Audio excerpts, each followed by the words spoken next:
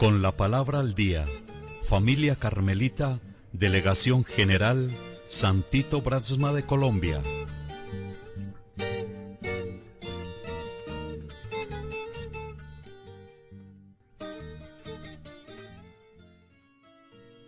Miércoles 13 de agosto.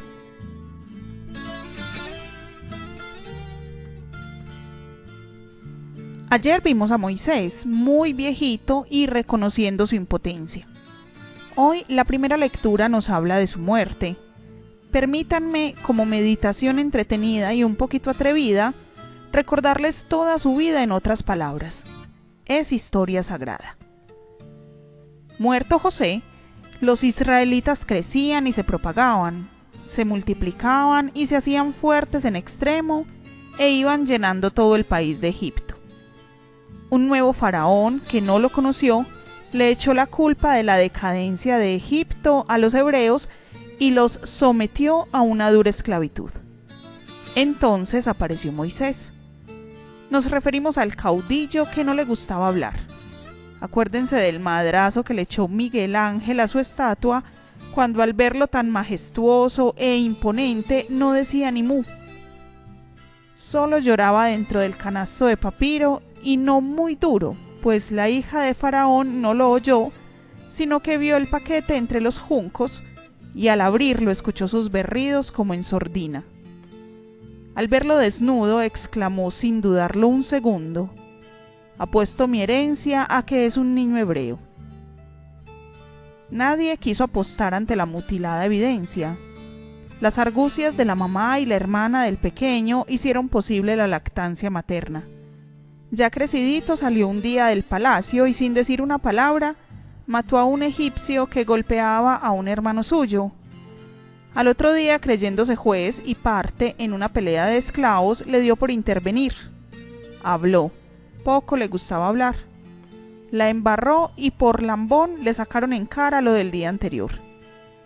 Faraón se enteró de ambos asuntos y Moisés, rapidito, calladito y sin despedirse, salió por la puerta trasera, disimulando, como si fuera a oler las flores del jardín. A unos metros del palacio, más o menos 40, miró hacia atrás, vio a su madre adoptiva, le hizo un gesto como de chao y gracias y echó carrera hacia el desierto. Ya vamos entendiendo por qué hablaba tan poco, pues antes de pronunciar palabra, le iba mejor calladito en el canasto, calladito lactando, calladito matando, pero al empezar a hablar comenzó su desgracia. Un sacerdote de Arabia, no célibe, tenía 7 hijas. El lobo se las iba a comer en el desierto y Moisés, calladito, hizo lo que con el egipcio, es decir, mató al lobo.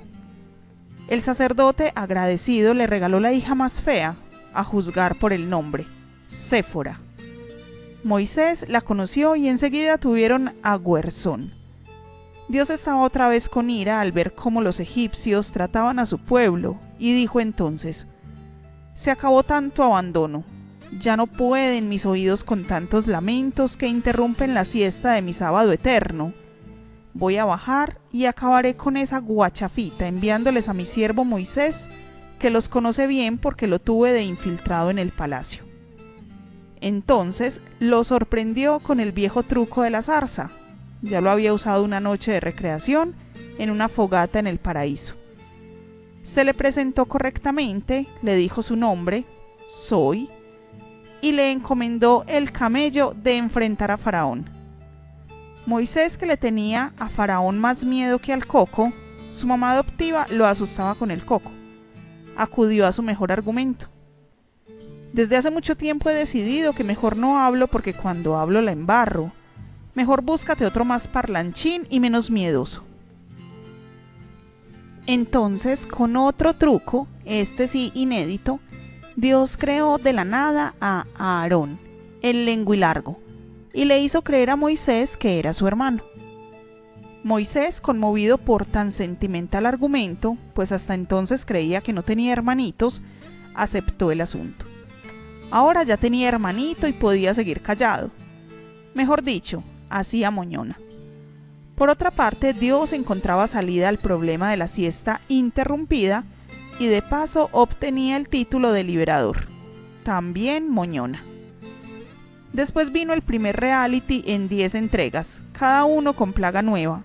Y Moisés entre bambalinas terciaba calladito, mamándole gallo a los magos y al faraón, delegando la palabra en la cotorra de su hermano. El último capítulo fue la famosa masacre de los primogénitos, en la que se inspiró más tarde el podrido de Herodes, no para salir de Egipto, como la masacre original, sino para que el de la profecía no lo echara del trono. Salidos de Egipto y en pleno desierto, Moisés seguía callado, pero las tribus estaban aburridas de tanto polvo y de comer esa cosa insípida que más tarde llamaron sarcásticamente pan del cielo. El famoso maná, que bien traducido no quería decir maná, ni pan de arriba, sino ¿qué es esta vaina? Moisés seguía callado, decíamos. Aarón seguía siendo su boca. Pero cansado ya de transmitirle los mensajes, le pidió a Dios que mejor hablara más fuerte, para que Aarón oyera directamente, y así se fueran acabando los intermediarios. A Dios le pareció buena la idea, pero se le fue la mano y le dio por hablar a través de medios estridentes, camuflado en el fuego, el trueno y los temblores. Ese fue el día de las tablas en el Sinaí, las que después rompió Moisés, cuando vio que el pueblo creía más en Buciraco que en los mandamientos. Después de esto sí habló pidiendo tregua, pero Dios se calló hasta el bautismo en el Jordán, cuando le dio por gritar emocionado y entre truenos: «El bacán ese es mi hijo, óiganlo».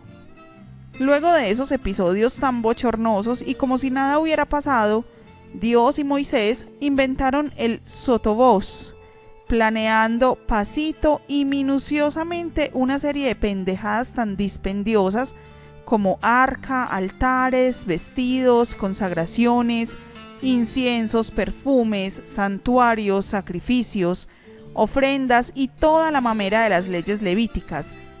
Como si tanta minucia fuera poca, se les ocurrió inventar el censo, a pesar de la inversión que suponía y del camello que comportaba, pues todavía no se había inventado el ábaco y la mayoría hacía las cuentas con los dedos. A la par de estos líos, como buenos descendientes de Caín y Abel, Moisés y Aarón se pusieron a pelear.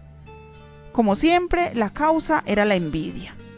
Moisés debía ser medio bobalicón, pues como Abel era el preferido de Dios. Con tanta parcialidad se le creció el ego y se creía argentino. Inventó los scouts y los mandó a explorar la tierra prometida. Como la palomita del arca, volvieron a los 40 días y le mostraron lo que habían traído. Cabelleras de los palestinos que habían escalpado. Eso se les volvió costumbre hasta nuestros días, es decir, hasta hoy. Al poco tiempo murió Aarón. Moisés intuyó que le quedaba poco, pues no estaba dispuesto a ponerse a hablar. Decía con tragos a sus amigos: «Cuando hablo, la cago». Y siempre que se emborrachaba les decía lo mismo. A los pobres amigos les tocaba reír porque el jefe tenía mucha vara con Dios.